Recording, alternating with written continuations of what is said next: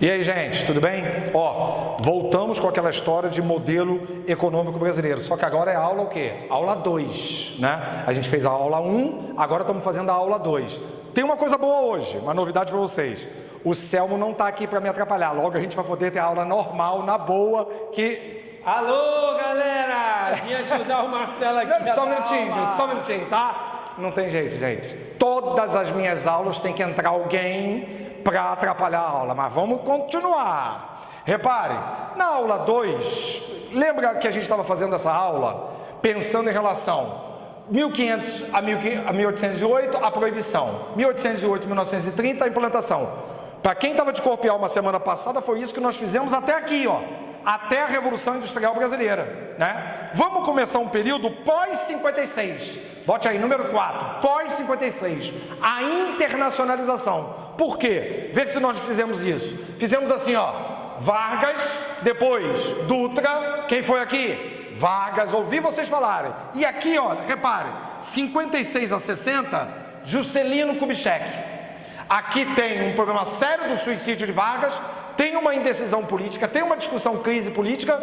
Aí 56, que isso o pessoal de história vai falar, né? 56 a 60, o governo de Juscelino Kubitschek. Repare, 56, 57, 58, 59, 60.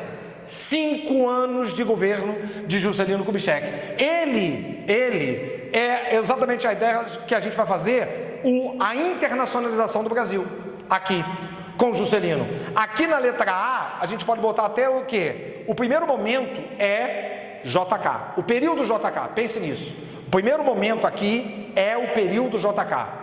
Essa letra A, apesar disso, você coloque além disso a ideia de que nós estamos falando do período JK, que são 50 anos em 5 de governo. Essa é a discussão básica para pensar em relação a quem? Ao JK.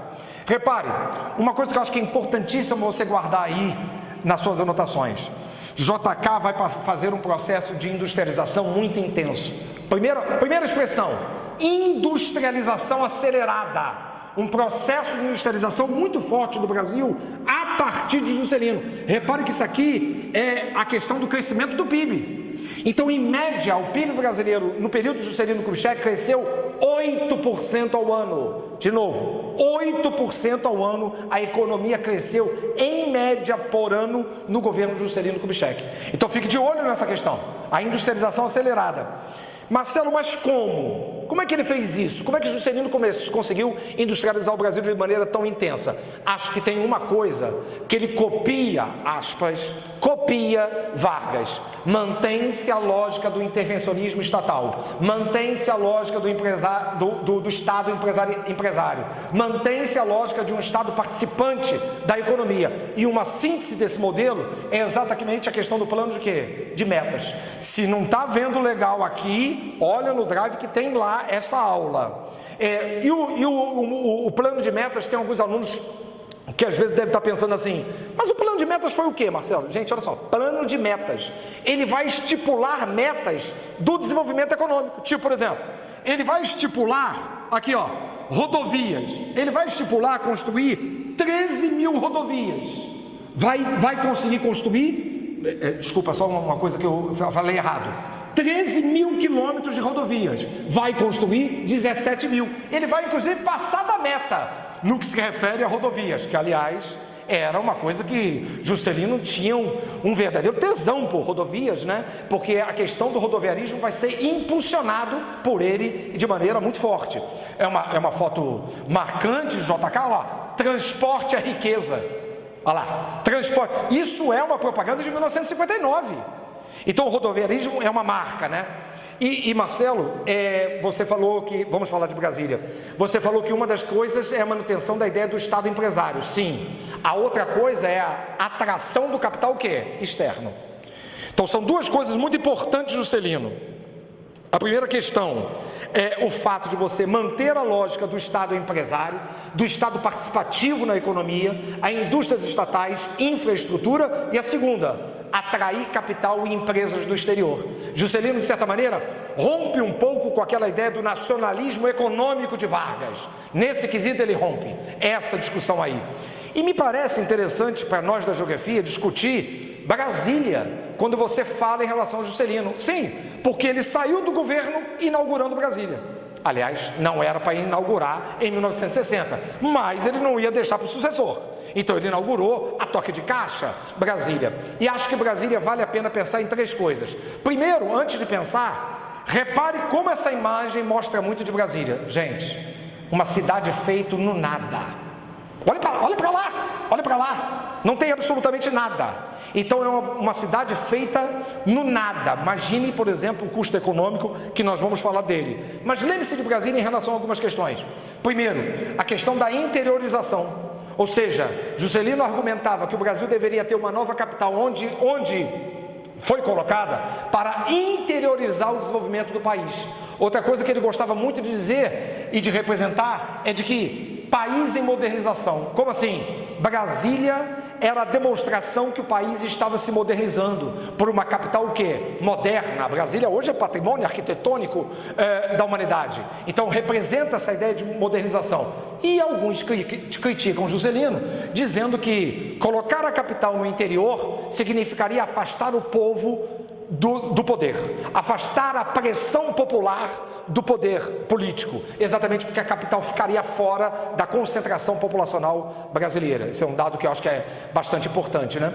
E, evidentemente que Brasília teve um custo econômico. E como teve um custo econômico? Tanto é que nós discutimos ainda agora sobre que Brasília foi feito no meio do nada, né? Então foi muito alto esse custo econômico. Prova disso, repare o endividamento externo brasileiro, desde que Juscelino entra até que Juscelino sai. Olha o endividamento externo. E temos mais uma outra questão que acho que vale a pena pensar, na inflação. Porque desde que ele entrou até que ele saiu, a inflação aumentou. Tá, você vai dizer, mas não aumentou muito. Mas e depois de Brasília? Claro que eu não estou colocando a ideia de que Juscelino é culpado de tudo que aconteceu depois, evidentemente que não, e que Brasília seria culpado disso tudo, mas é um impacto econômico muito interessante, bastante interessante para pensar em relação dessa questão do custo econômico de Brasília, né? Bom, repare que aqui eu estou mostrando para vocês a indústria de bens de consumo duráveis. Lembra quem assistiu a aula de Corpo e Alma, a anterior, que a gente falou, indústria de base estatal, indústria de bens de consumo não duráveis, tipo têxtil, capital nacional, privado nacional, e indústria de bens de consumo duráveis, olha, multinacional. Em grande parte a concentração está ligada ao multinacional. Indústria de eletroeletrônico, indústria automobilística. A questão em relação das rodovias que nós falamos ainda agora. Então fique de olho nessa ideia, né? Bom, Juscelino sai, não tem reeleição no Brasil, nem sei se ele seria reeleito, até porque houve crescimento econômico, mas não necessariamente uma distribuição de riqueza efetiva, pelo contrário, daríamos para dizer que o processo continua sendo um processo de modernização conservadora aqui no Brasil. Ele até escolhe um candidato para ele, mas ele compete com Jânio Quadros, esse candidato escolhido por Juscelino. Lembra do que nós fizemos?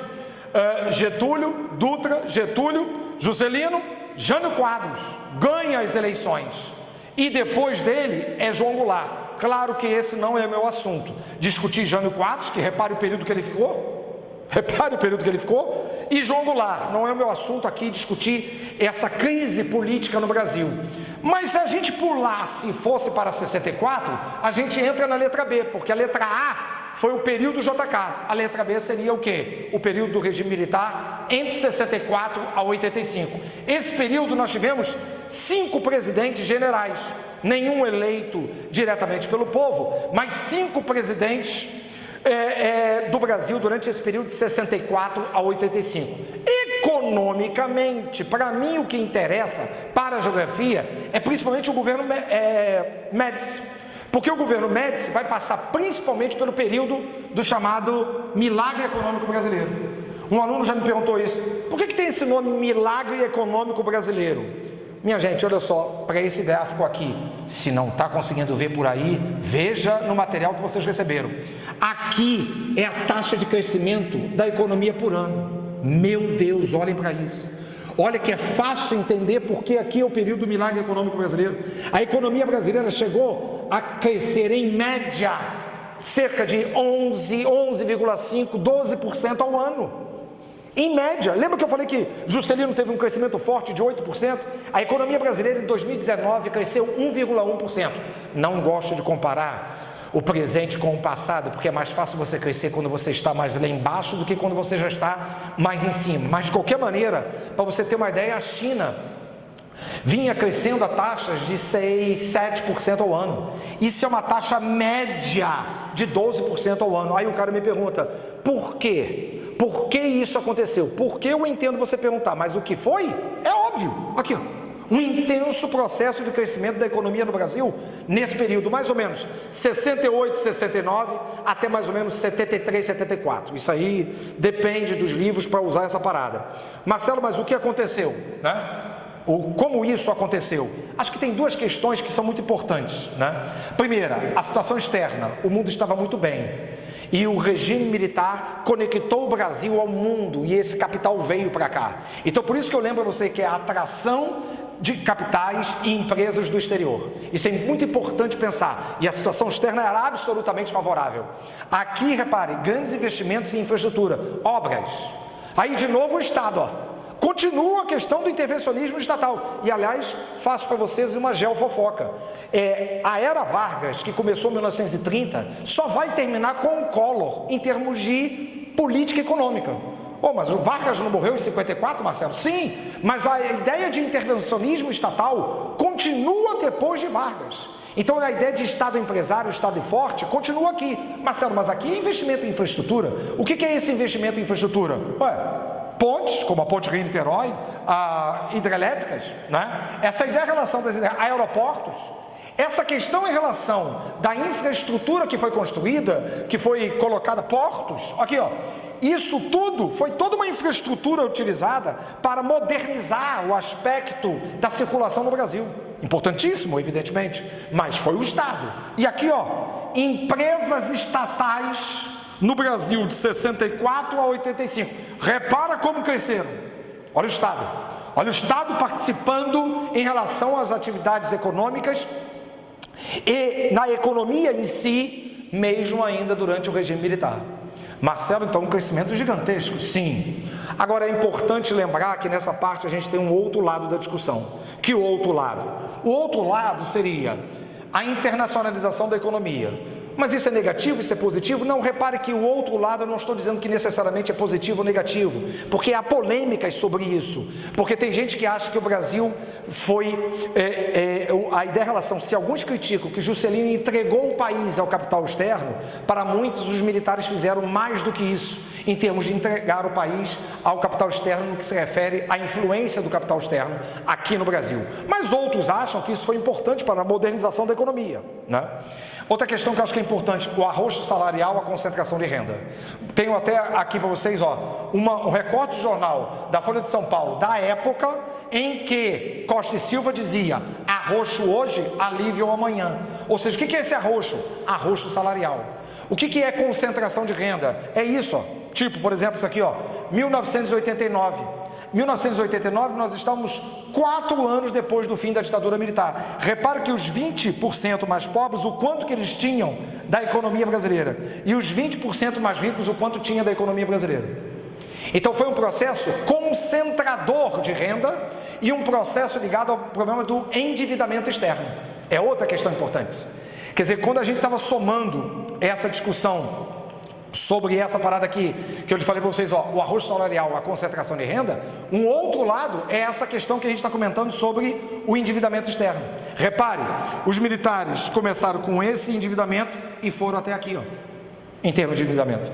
Então, resumiu a parada? Grande crescimento econômico, forte modernização da economia, intensificação do processo de infraestrutura, participação efetiva do Estado, porém de um outro lado, arrocho salarial, concentração de renda, a questão do brutal endividamento externo, e aí a gente fecha a ideia de Juscelino e dos militares, que tem algumas semelhanças, não no aspecto político, porque o período de Juscelino foi um período absolutamente o quê? Democrático, mas no aspecto econômico, da ideia de forte expansão econômica com atração de capital o quê? Externo.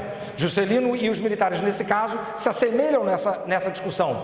E aqui, o endividamento, depois nós vamos perceber, porque nós estamos terminando exatamente aqui a aula, nós vamos perceber que isso vai ter um custo. Evidentemente que vai ter um custo. Gente, a gente se encontra na próxima aula. Já estamos na aula 2, hein? Se você não viu a aula 1, veja lá, porque é uma cadeia de sequência, tá? Vê lá a aula. Daqui a pouco a gente volta para fazer a aula o quê? 3, de corpo e de alma.